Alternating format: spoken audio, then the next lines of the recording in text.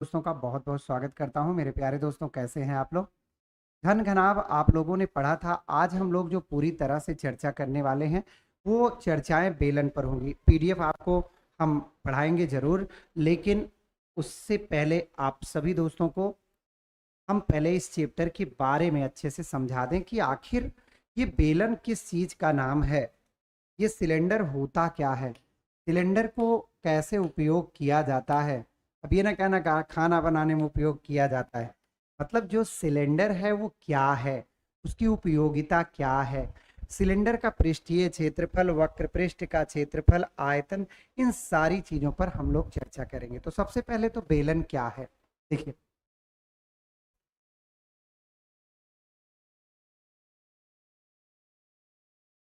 सबसे पहले तो आप ये समझिए, बेलन एक ऐसी आकृति है, बहुत ध्यान से समझिएगा दोस्तों तभी समझ में आएगा।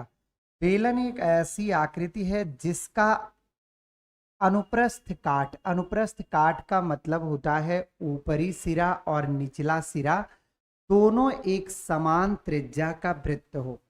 मतलब ये जो आधार है, आधार और शीर्ष हैं, आधार और शीर्ष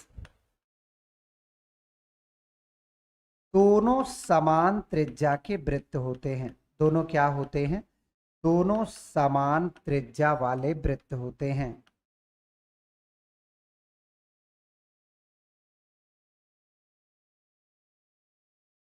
ये आप ये आपको समझ में आया बेलन क्या है? तो बेलन तभी बेलन है जब इसका आपका बेस, आधार, और इसका आपका शीर्ष अर्थात ये दोनों ही पार्ट जब समान त्रिज्या वाले एक वृत्त होंगे तभी ये बेलन कहलाएगा, सिलेंडर कहलाएगा। अब देखो, एक चीज तो क्लियर हो गई कि अगर इसका आधार वृत्त है तो इसके आधार का क्षेत्रफल क्या हो जाएगा? तो आधार का क्षेत्रफल हो जाएगा दोस्तों पाई आर का स्क्वायर। आधार का परिमाप क्या हो जाएगा? तो आधार का परिमाप हो जाएगा, वही परिमाप या परिधि जो आप कहना चाहें, तो 2 पाई आर। यहाँ ध्यान दीजिएगा, हमने इसकी त्रिज्या को दोस्तों आर मान लिया और इसकी हाइट को हमने एच मान लिया। तो अब बात आती है कि बेलन कैसी आकृति है। तो बेलन सबसे पहले तो ये चीज जानिए कि एक 3D आकृति है, त्रिविमीय आकृति है। बात करते हैं इसका आयतन। तो बेलन का आयतन क्या होता है? तो आधार का क्षेत्रफल इंटू ऊंचाई, पाई आर स्क्वायर एच। आधार का क्षेत्रफल और उसकी ऊंचाई को गुणा करने पर बेलन का आयतन आ जाता है। दोस्तों बेलन में दो पृष्ठ होते हैं, एक बेलन का पृष्ठीय क्षेत्रफल, तो ये होता है 2 पाई आर एच। पृष्ठ का मतलब क्या होता है? पृष्ठीय क्षेत्रफल, या इसी को हम लोग कहते हैं वक्र पृष्ठीय क्षेत्रफल। तो दोस्तों देखो, अगर मैं आधार और शीर्ष को छोड़ दूं, मतलब निचला वाला पोर्शन और ऊपर वाले पोर्शन को छोड़ दूं, तो जो बाकी की चीजें बनती हैं उसी को वक्र पृष्ठ कहा जाता है। अच्छा, अगर मैं बात करूं कि इसके संपूर्ण पृष्ठ का क्षेत्रफल क्या होगा, तो आप कहेंगे कि सर संपूर्ण पृष्ठ का क्षेत्रफल बहुत आसान है। पहले तो आप पूरा ले लीजिए वक्र पृष्ठ। वक्र पृष्ठ का मतलब ये जो पोर्शन दिख रहा है और इसमें आधार और शीर्ष का क्षेत्रफल जोड़ दीजिए। तो आधार शीर्ष वृत्त हैं तो दो हैं, तो 2 पाई आर का क्या हो जाएगा? स्क्वायर। देखिए, इसका आधार भी एक वृत्त है और शीर्ष भी वृत्त है। संपूर्ण का मतलब इसके वक्र का क्षेत्रफल भी लेना है, इसके आधार और शीर्ष का भी क्षेत्रफल लेना है। अब आप क्या करोगे, इसमें से 2 पाई आर को कॉमन लोगे तो आपका आ जाएगा एच प्लस कितना। तो एक बेलन के संबंध में जो चीजें आपको जाननी चाहिए वो ये हैं। पर ध्यान रहे, अब दोस्तों एक बात और आती है कि हमारे बेलन जो प्रयोग होते हैं वो दो तरह के होते हैं। एक होता है खोखला बेलन और एक होता है ठोस बेलन। तो ये मैंने जो बताया आपको ठोस बेलन के बारे में बताया। थोड़ा सा शेयर भी कर लो भैया प्लीज यार, सभी लोग शेयर कर लो। इतने कम लोग रहते हो ना, पढ़ाने का मजा ही किरकिरा हो जाता। अब इससे ज्यादा और क्या कहें। इससे ज़्यादा कुछ कहने का मन ही नहीं करता। फिर आप कहेंगे अगर मैं बंद कर दूंगा, करे सर इतना बढ़िया चल रहा था आपने बंद कर दिया। हाँ, चलिए। अच्छा, अब हम अगर बात करें कि ये खोखला बेलन क्या होता है, तो आप सभी लोग देखिएगा, ये एक मान लीजिए पाइप है, तो इसके ये अंदर का भाग जो है वो खाली रहता है, तो इसे हम लोग कहते हैं खोखला स्थान। और इसके जो बाहर होता है वो किसी ना किसी धातु से बना होता है, तो इस तरह से इस पर एक और परत होती है। अच्छा, इसमें मजेदार बात यह है कि ये दोनों ही बेलन है, जो बाहर है वो भी बेलन है और जो अंदर है वो भी बेलन है। तो इसकी रेडियस हम स्मॉल आर मान लेते हैं और इसका कैपिटल आर मान लेते हैं। हाइट तो दोनों की सेम टू सेम है। अब बात आती है कि सर इसमें पूछा क्या जाएगा, इसमें मैं क्या चीज, इसमें क्या चीज हमसे पूछा जाएगा, सर्वाधिक क्या पूछा जाता है। तो देखिए, इसमें हमसे पूछा जाता है कि दोस्तों जो यहाँ धातु लगी है, ये जिस चीज का बना है उसका आयतन क्या होगा। बाकी तो सब वैसे ही रहता है, तो आयतन क्या होगा। तो मेरे प्यारे दोस्तों, तो लगे धातु का आयतन कैसे निकलेगा, बहुत ध्यान से समझिएगा। अगर मैं पूरे बेलन मतलब खोखला क्षेत्र और जो दूसरा क्षेत्र है दोनों ले लूं, दोनों क्षेत्र मैं ले लूं, तो पूरे में से अंदर वाला घटा दूं। मतलब अगर मैं पाई आर स्क्वायर एच में से पाई आर स्क्वायर एच घटा दूं, तो यहां पाई एच कॉमन हो जाता है, capital R square minus small R square. यहां एक बात का सदैव ध्यान रखिएगा कि यहां डिफरेंस लिया जाता है, बड़ा वाला त्रिज्या पहले होगी और छोटी वाली त्रिज्या क्या होगी, बाद में होगी। मेरे प्यारे दोस्तों याद रखिएगा, जैसे तार हो गया, तार क्या है, तो तार एक बेलन ही है, ठीक है। वो बेलन बेलन नहीं होता है कि रोटी बेलने वाला जो बेलन है वो बेलन है, उसमें देखिए उसका अनुप्रस्थ काट ऊपर और नीचे समान नहीं होता है। बेलन तभी होगा जब इसका अनुप्रस्थ काट मतलब शीर्ष और आधार दोनों ही एक वृत्त होंगे इस तरीके से, और दोनों समान त्रिज्या के वृत्त होंगे। ऐसा नहीं कि नीचे छोटा सा हो ऊपर जाके इतना बड़ा हो जाए, तो वो आपका बेलन नहीं कहलाएगा, वो तो छिन्नक का रूप ले लेगा, शंकु का कटा हुआ भाग कहलाने लगेगा, ठीक है।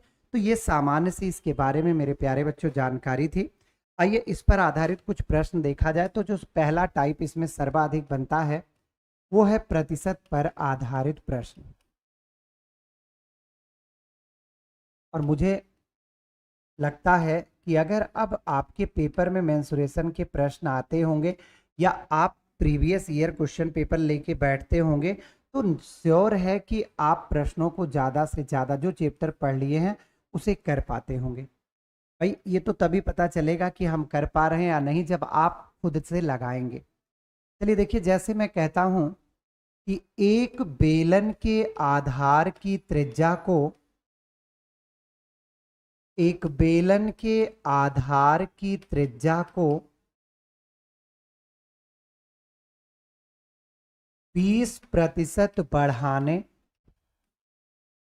और ऊंचाई को 40% घटाने पर, और ऊंचाई को 40% घटाने पर इसके आयतन पर क्या प्रभाव पड़ेगा, इसके आयतन पर क्या प्रभाव पड़ेगा, ठीक है। तो आपको ये देखना है कि आखिरकार इसका जो आयतन है उस पर क्या इफेक्ट आएगा, उसे हम कैसे देख सकते हैं।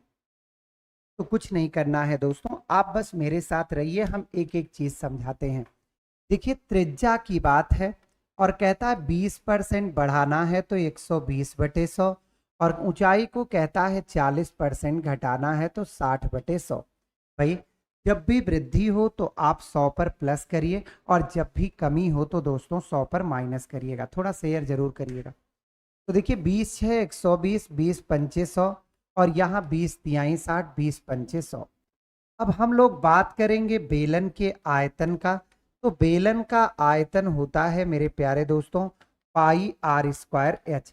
देखो पाई सेम है, इसे लिखो या ना लिखो, जो आपको मैंने पहले भी समझाया कि जैसे अगर आप इसको लिख भी लेते हैं तो ये बाद में क्या होता है, बाद में जाकर के कट जाता है, तो उसका कोई मतलब नहीं, हम सीधे आर लिखेंगे। तो मैंने क्या समझाया था, जो हर में है वो वास्तविक त्रिज्या है, हर में है वास्तविक ऊंचाई है, तो 125 हो गया। बाद की त्रिज्या 6 हो गया, 6 6 36 हो गया, गुणे 3, तो 3 6 18 108 हो गया। जो आयतन पहले 125 के बराबर हुआ करता था, आज वही आयतन दोस्तों 108 पर आ गया। तो 125 से 108 पर आना दर्शाता है कि कमी हुई है। कितने की, तो 15 में से 8 गया 7, 17 की कमी हुई 125 में, गुणे 100, 25 चौक का 100, 25 पंचे 125, 17 चौक 68, 5 से काट लीजिए, 5 एक के 5 एक 6, 5 तिहाई 15, 5 6 30। तो मेरे प्यारे दोस्तों, अगर आप किसी भी बेलन की त्रिज्या को पहले की तुलना में 20% बढ़ा देते हैं और इसकी जो ऊंचाई है उसको 40% घटा देते हैं, तो जो आयतन पर इफेक्ट आएगा वो कितना आएगा, 13.6 का प्रभाव आएगा। क्लियर भैया?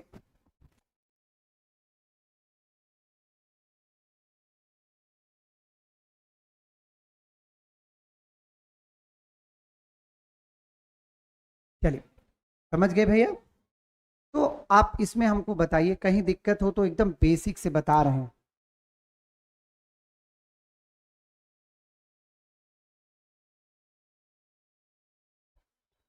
चलिए, एक क्वेश्चन आपके लिए और रखते हैं। जैसे मैं कहूं,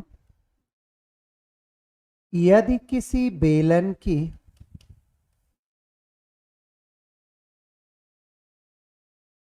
त्रिज्या को 10% घटा दिया जाए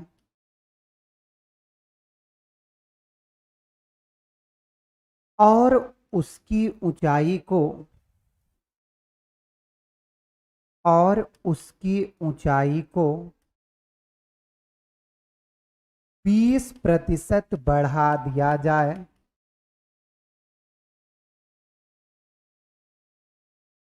तो आयतन पर क्या प्रभाव पड़ेगा?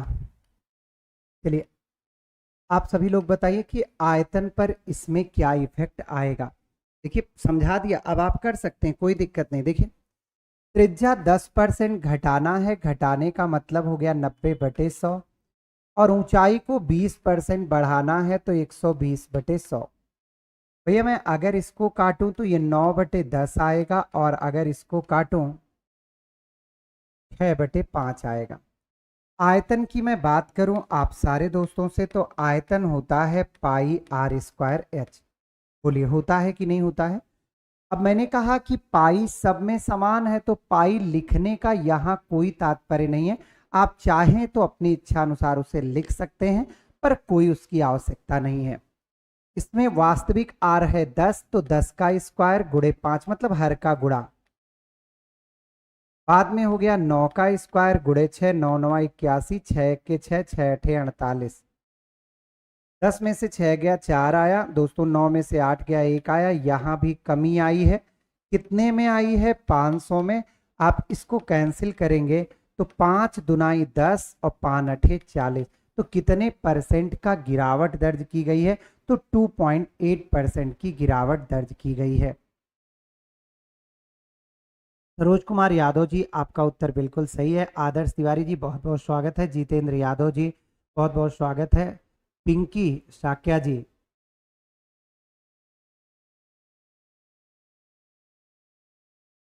चलिए कोई बात नहीं, आगे बढ़ा जाए। तो देखो, ये भी आपको समझ में आ ही गया होगा, क्लियर है।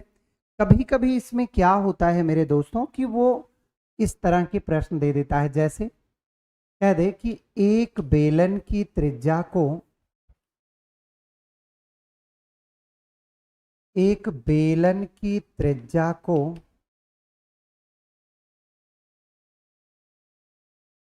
दोगुना कर दिया जाए,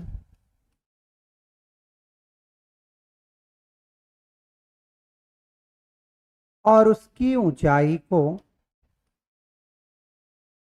और उसकी ऊंचाई को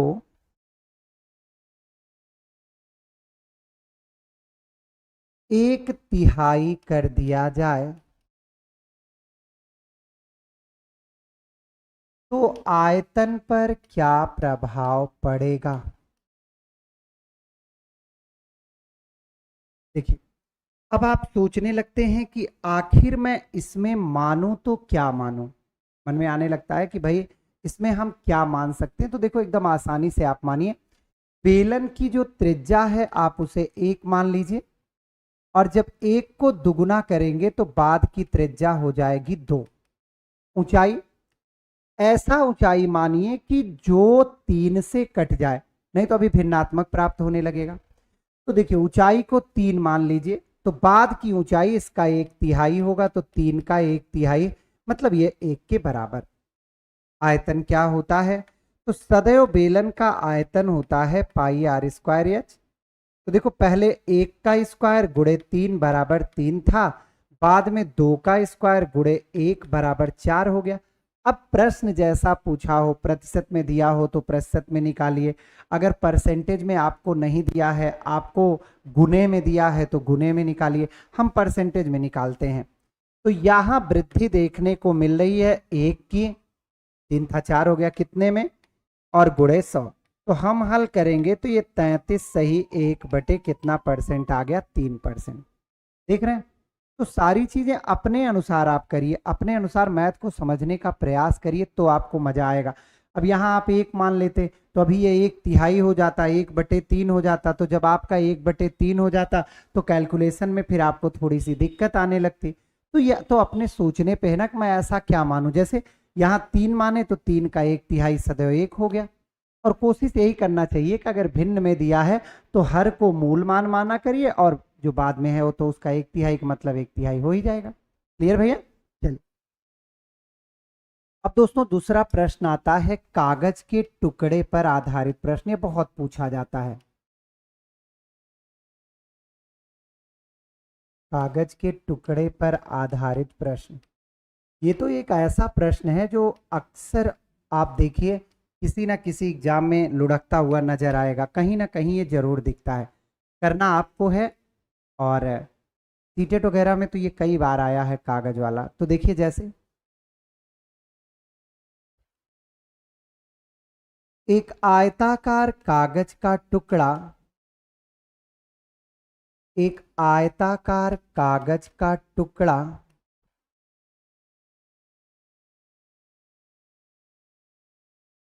22 सेंटीमीटर लंबा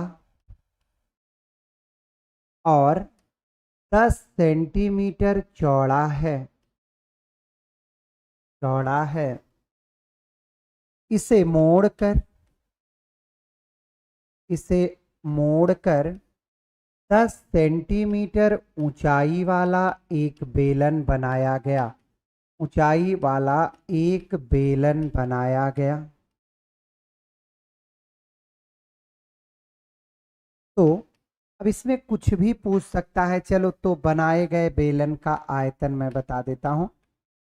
बनाए गए बेलन का आयतन क्या होगा। ठीक है भैया। आइए एक प्रश्न समझेंगे ना तो आपको इसमें कोई भी प्रश्न आ जाएगा, आपको जरा भी दिक्कत नहीं आएगी, लेकिन एक प्रश्न समझना होगा। कहता है एक क्या है, एक आयताकार कागज का छोटा सा टुकड़ा है। देखिएगा ध्यान से। तो दोस्तों शेयर करो, जो कहोगे मैं वही करूंगा, लेकिन शेयर करो। यह आयताकार टुकड़ा है, ये है 22 सेंटीमीटर और ये है 10 सेंटीमीटर।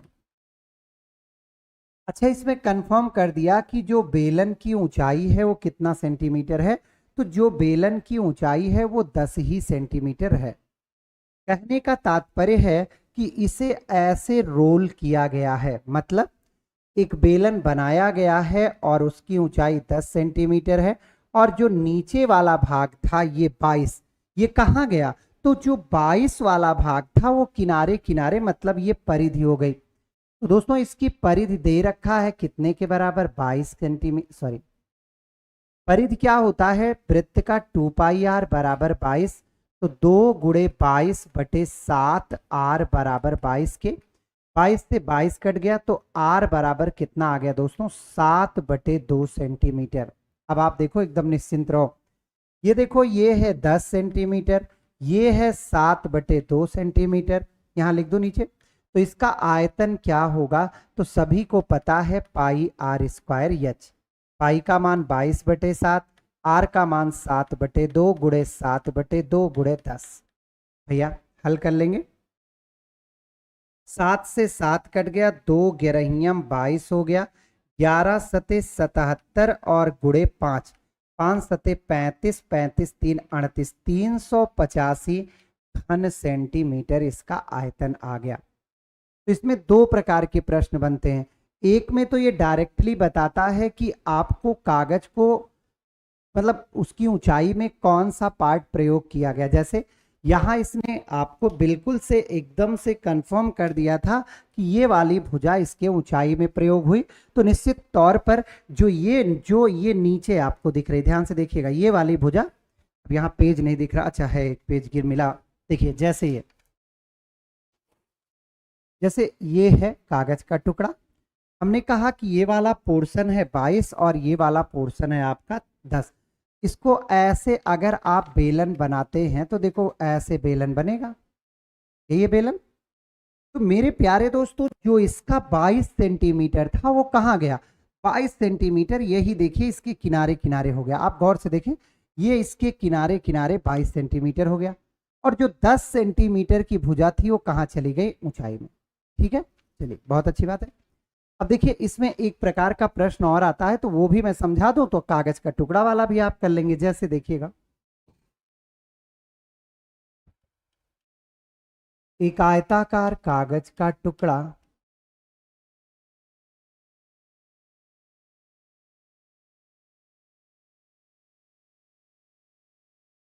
44 सेंटीमीटर लंबा और 20 सेंटीमीटर चौड़ा है, और क्या है, तो मेरे प्यारे बच्चों, और 20 सेंटीमीटर चौड़ा है। कितना है, 20 सेंटीमीटर चौड़ा है। इसे लंबाई के अनुदिश घुमाकर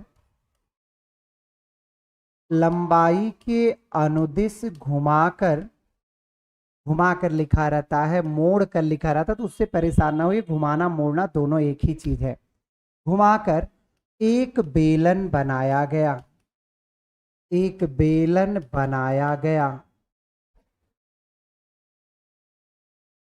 तो बनाए गए बेलन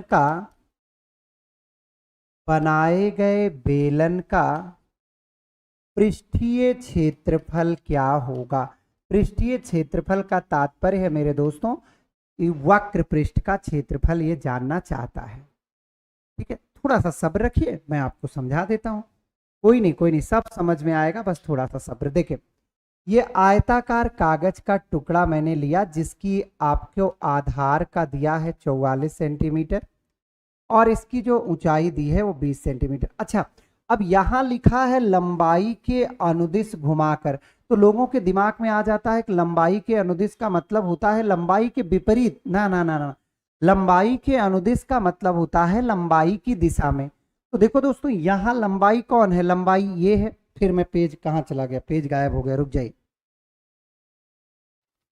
आपको समझाने के लिए क्या क्या नहीं करना पड़ता, फिर भी आप समझते नहीं हैं। हाँ, देख रहे हैं, पेज फाड़ना पड़ रहा, पेज को सेट करना पड़ रहा है, फिर भी इतने बढ़िया से पढ़ाओ, फिर भी संख्या वही रहेगी। ऐसा लगता है कि जब वैकेंसी आएगी तो उसी समय जो है, मतलब पेपर देने जाएंगे, सॉरी वैकेंसी तो है ही, पेपर देने जाएंगे तो आप उसी समय टॉप कर जाएंगे। इसे देखिए, ये है। अब लंबाई के अनुदिश का मतलब होता है ऐसे, लंबाई की दिशा में इसको मोड़ देना ऐसे। अगर ये कहता चौड़ाई के अनुदिश मोड़ा गया तो इसको ऐसे मोड़ा जाता। लंबाई के अनुदिश का मतलब क्या है दोस्तों, ऐसे। देखो सीधा से समझो, ऐसे ये पेज है, लंबाई ये है, लंबाई के अनुदिश का मतलब है यूं, यूं। अब ना कहना बेलन नहीं बन रहा, ये ऐसे। चौड़ाई के अनुदिश कहता तो इसको इधर से यूं करते, इस तरफ करते। क्लियर। तो लंबाई के अनुदिश का मतलब है कि इधर से उठा के इधर एक बेलन तैयार किया गया। जहां ना आए दोस्तों बताइएगा, कमेंट पर मैं उतना ध्यान नहीं दे रहा हूं, इसलिए कि हम चाहते हैं कि आप ज्यादा से ज्यादा पढ़ें, आपको समझ में आए। कमेंट तो बाद में भी देख लेंगे। अब देखिए, ये जो है चौड़ाई इसकी ऊंचाई बन गई, लेकिन जो 44 है वो इसकी परिधि बन गई। और दोस्तों परिधि वृत्त का होता है 2πr बराबर 44 के। यहां आप देखेंगे 2 × 22/7 × r बराबर 44 के। 44 44 से कट गया, r बराबर 7 सेंटीमीटर। मेरे प्यारे भाइयों, आपको इसकी त्रिज्या मिल गया, इसका रेडियस मिल गया, इसके आधार की त्रिज्या कितनी है वो आपको मिल गई। तो आधार की त्रिज्या इसकी कितनी है, तो इसकी त्रिज्या है 7। इसकी ऊंचाई कितनी है, 20 सेंटीमीटर। आपसे पूछा है पृष्ठीय क्षेत्रफल। पृष्ठीय क्षेत्रफल होता है 2πRh। तो 2 हो गया, पाई का मान दोस्तों 22/7, r का मान कितना आया भैया 7, और h का मान 20।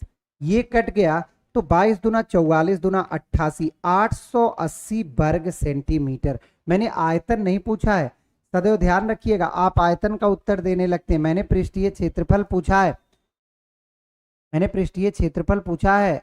रिया जी, पृष्ठीय क्षेत्रफल बताना था, ठीक है। चलिए, बहुत बढ़िया, सभी को समझ में आ गया। तो कागज का टुकड़ा हो गया या टीन हो गया या वो कोई भी आयताकार किसी भी चीज की अगर चर्चा करता है तो इन दो बातों को आप ध्यान रखिएगा। अगर वो ऊंचाई दिया है तो डायरेक्ट जितनी ऊंचाई दिया वो वाली भुजा ऊंचाई में चली जाएगी। अगर वो कहता है लंबाई के अनुदिश मोड़ा गया तो लंबाई के अनुदिश मतलब लंबाई की दिशा में मोड़िएगा, और अगर वो कहता है चौड़ाई के अनुदिश मोड़ा गया तो चौड़ाई की दिशा में मोड़ दीजिएगा। क्लियर भैया? बहुत बढ़िया, इतनी चीजें सबको क्लियर हो गई होंगी, मुझे अपने ऊपर पूर्ण विश्वास है। एक एक चीजें आपको बिल्कुल स्पष्ट तौर पर लिख लिख करके, ऐसा ऑफलाइन क्लास में भी ऐसे ही पढ़ाया जाता है, एक एक चीज लिख लिख करके आपको बता रहा हूं।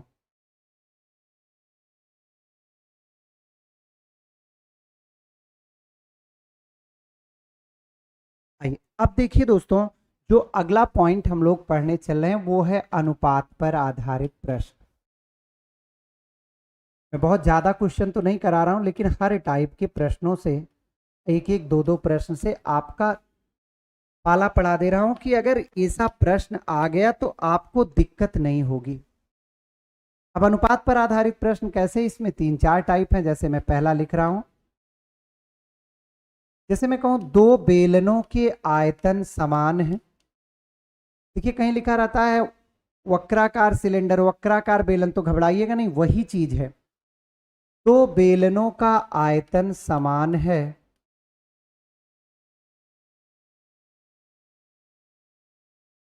इनकी त्रिज्याओं में, इनकी त्रिज्याओं में 2:3 का अनुपात है,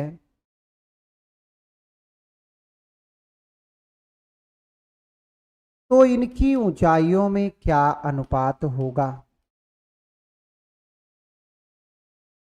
तो इनकी ऊंचाइयों का अनुपात क्या होगा, आज पढ़ लीजिए और कल हम ये क्वेश्चन टाइप करा के आपको खिचड़ी पूरा पढ़ा देंगे, तो आपको दिक्कत नहीं होगी, आपको सारी चीजें समझ में आ जाएगी। जैसे देखिए दोस्तों, कहता है बेलन के आयतन समान है, तो इससे हम क्या समझे, इससे हम समझे कि पहला बेलन का आयतन और ये बराबर है दोस्तों किसके, दूसरे बेलन के आयतन के।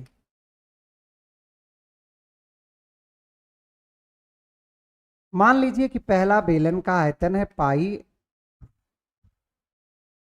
r1, मान लीजिए दो बेलन है तो अलग अलग होगा ना, r1 का स्क्वायर h1 और पाई r2 का स्क्वायर h2। पाई से पाई कट गया। अब आपको देखना होगा कि r और h में से किसकी वैल्यू मुझे दी जा रही है। तो आपने देखा कि यहां मुझे त्रिज्याओं की वैल्यू दी है, तो 2 का स्क्वायर h1 और 3 का स्क्वायर h2। दोस्तों 4h1 बराबर आ गया 9h2। तो अब क्या करना है, दोनों पक्षों की आपको तुलना करना है। तो जैसे आप तुलना करेंगे तो h1 की वैल्यू आ जाएगा 9 और h2 की वैल्यू आ जाएगा 4। तो आपका राइट आंसर आ जाएगा 9 रेशियो कितना, 4 के बराबर। क्लियर हो रहा भैया?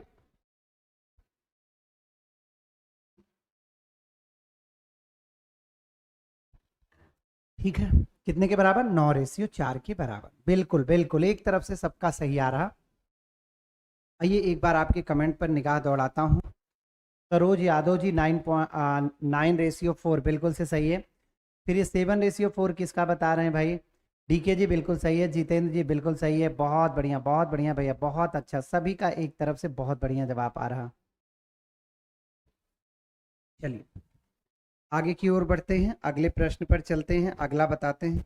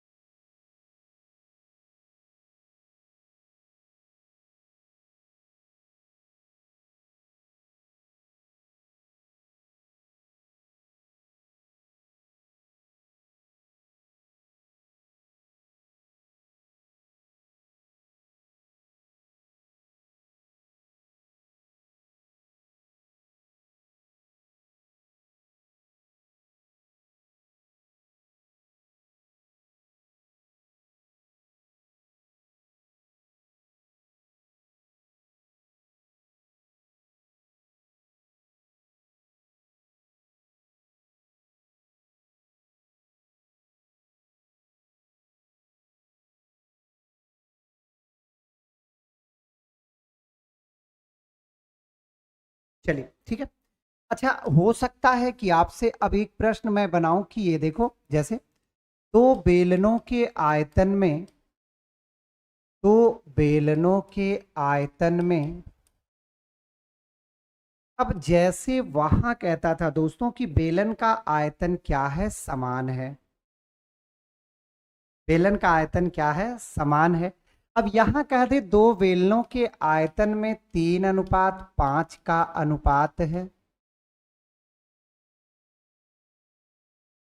यदि इनकी त्रिज्याओं में, यदि इनकी त्रिज्याओं में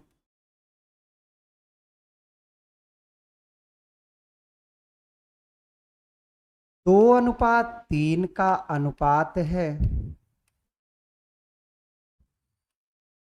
तो इनकी ऊंचाइयों का अनुपात क्या होगा? कोई बात नहीं, इसे भी हम लोग समझेंगे दोस्तों। इनकी ऊंचाइयों का अनुपात क्या होगा? यहां घबराने की जरूरत नहीं है। जो दिया है, जैसा दिया है, उसी तरीके से उसको हमको लिखना है, बस इतना अपने दिमाग में रखिए। क्या कहता है? कहता है दो बेलनों के आयतन का अनुपात। अनुपात का मतलब होता है मेरे भाई भाग देना। तो कहने का मतलब है दोस्तों कि पहले बेलन के आयतन को भाग देना है। किससे भैया? पहले बेलन का आयतन। देखिए आप लिखने लगते हैं, और हम भी चाहते हैं कि संख्या अच्छी रहे, पर आप मेरी मदद नहीं करते कि संख्या ठीक ठाक करें, उसी पे रोज अटके रहते हैं। एक मतलब कसम खा लिए, ना उससे ज्यादा होंगे ना उससे कम होंगे। चलिए, पहले बेलन का आयतन और मेरे प्यारे दोस्तों बटे में क्या होता है, दूसरे बेलन का आयतन। कभी कभी तो मेरे मन में आता है कि चलो बंद कर देते हैं, नहीं पढ़ाते, खत्म करो, इतना बहुत पढ़ा दिए संख्या देख करके। फिर आता है कि कोई बात नहीं, जो लोग पढ़ रहे हैं उनके लिए पढ़ाओ। पहले बेलन का आयतन हो गया तो पाई R1 स्क्वायर H1 और बटे में पाई R2 स्क्वायर H2 बराबर हो गया 3:5, मतलब 3/5। ये कैंसिल हो गया। अब आप क्या देख रहे हैं, आपको ने देखा कि अरे सर यहां तो मेरे पास कुछ है ही नहीं, है पगला, ये देखो त्रिज्या है। तो देखो 2 का स्क्वायर H1 बटे 3 का स्क्वायर H2 और ये बराबर है 3/5 के। सर अब क्या करूं, कुछ नहीं करो मेरे भाई, आप बस तिरछा गुणा कर दो, काम हो गया, क्यों परेशान हो। तो 2 दूनाई 4 पंचे 20, H1 बराबर 3 त्रिक का 9 त्रिक 27 H2, तो H1 रेशियो H2 बराबर आ गया 27/20। खत्म कहानी। यही तो पूछा था कि इनकी जो हाइट होगी उसका रेशियो क्या होगा, खत्म। 27 रेशियो कितना आ गया, 20 आ गया। तो प्रश्न की प्रकृति को समझिए कि प्रश्न आपसे क्या बोलना चाहता है, प्रश्न आपसे क्या पूछना चाहता है, प्रश्न कह क्या रहा है, तब आप मजा पाएंगे, नहीं तो मजा नहीं पाएंगे। जैसे देखिए क्वेश्चन और, दो बेलनों के आयतन में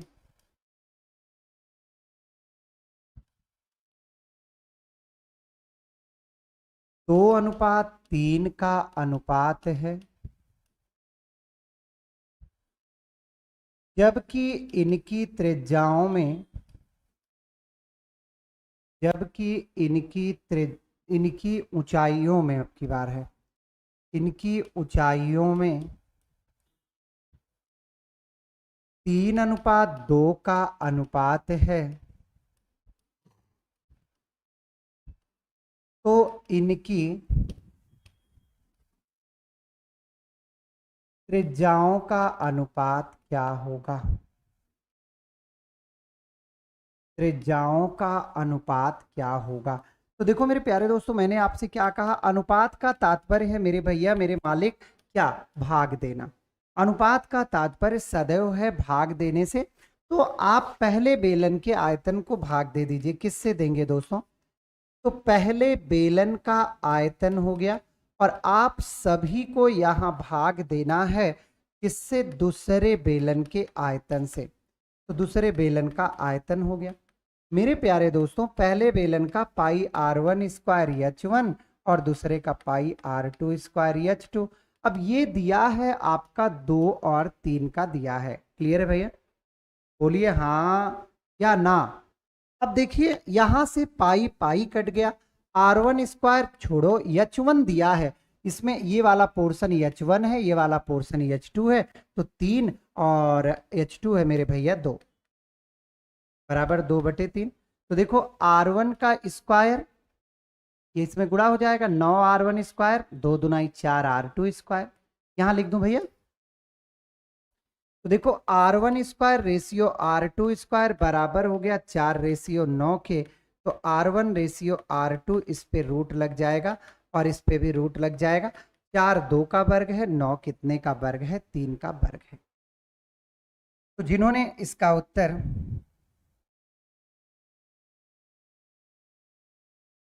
इसका उत्तर दिया होगा उनका उत्तर बिल्कुल से करेक्ट होगा।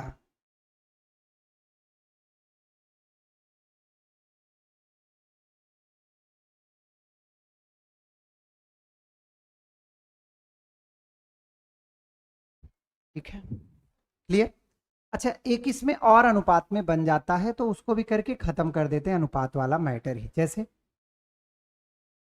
तो बेलनों की त्रिज्याओं में 3:5 तथा ऊंचाइयों में 2:3 का अनुपात है,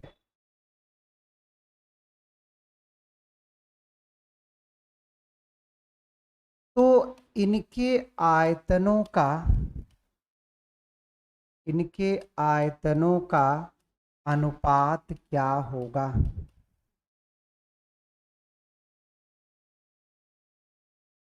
तो करना क्या है, कुछ भी नहीं करना है, आप एकदम ध्यान से देखिए, समझिए, आपको तकलीफ नहीं होगी। दोस्तों करना क्या है कि हमको लिखना है केवल पहले बेलन का आयतन, और रेशियो में लिख लेना है दोस्तों दूसरे बेलन का आयतन। ऊपर नीचे भी आप लिख सकते हैं, भाग भी दे सकते हैं, ऐसा नहीं है कि आप भाग दे देंगे तो गलत हो जाएगा, ऊपर नीचे भी लिख सकते हैं। तो देखिए ये हो गया पाई r1² h1, और ये हो गया पाई r2² h2, कट गया। r दिया है 3 5 का, तो 3 स्क्वायर गुणे 5, और यहाँ 5 का स्क्वायर, और यहाँ 2 दिया है, यहाँ 3 दिया है, 3 त्रिक 9 दूनी 18, और 5 25 दिया 75, 3 से काटिए, 3 6 18, और 25 दिया 75। तो इनके बीच का जो अनुपात बनकर आएगा वो मेरे प्यारे दोस्तों कितना आएगा? 6:25। देखो 12:25 बता रहे हैं, कैसे 12:25 लाए भैया, मुझे भी तो समझाओ। 3 त्रिक 9 हो गया, और 9 दूनी 18 हो गया, और इधर 5 25, 25 तिया 75 हो गया, 3 से काटे, 3 6 78, और 25 6 रेशियो 25 आ गया, 12:25 नहीं आएगा। ठीक है, तो दोस्तों हमने आज आपको अनुपात की चीजें बताई, कल मैं आपको इसमें खोखला बेलन बता दूंगा, कुआं मिट्टी निकालना, बेलन को पिघलाना, ये सब बता दूंगा। ठीक है, तो आज बस इतना ही रखते हैं, उम्मीद है कि सब कुछ समझ में आ रहा होगा। क्लास कैसी लग रही है एक बार जरूर बताइएगा। तो आज की क्लास में दोस्तों बस इतना ही, बहुत बहुत धन्यवाद, जय हिंद।